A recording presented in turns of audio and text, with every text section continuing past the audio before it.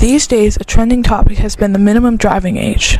The two biggest components in this predicament mainly are developmental readiness and the decision-making process being at a good level. In a statement made in 2009 by an employer of the National Highway Safety Administration stated, quote, "Despite widespread appeal of driver education, scientific evaluations indicate that it does not produce safer drivers." A study by the American Medical Association discovered that the greatest threat to teens who can drive is inexperience. If they are inexperienced in this case, it could cost them their life.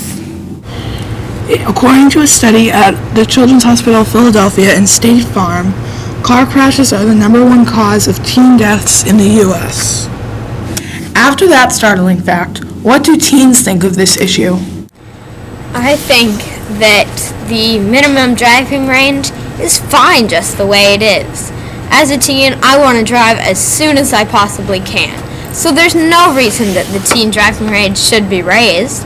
That just seems, ridiculous to me.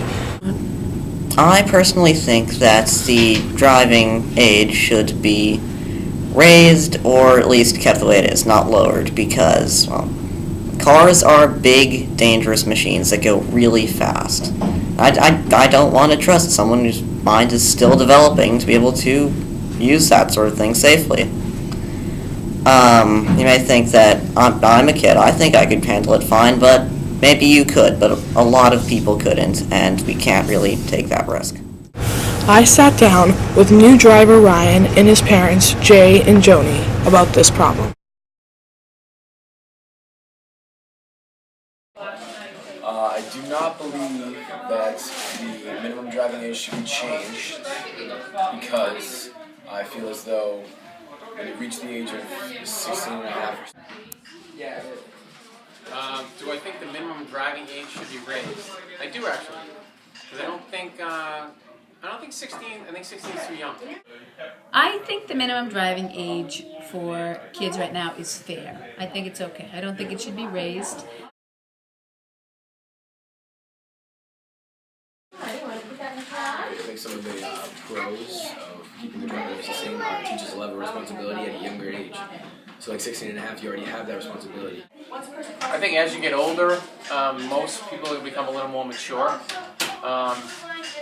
So you're going to then be dealing with, instead of sophomores and maybe into their juniors and seniors. It's nice to have an extra driver, I will say that. We're very busy, but I also would say the biggest pro is that I do think it has taught my son responsibility.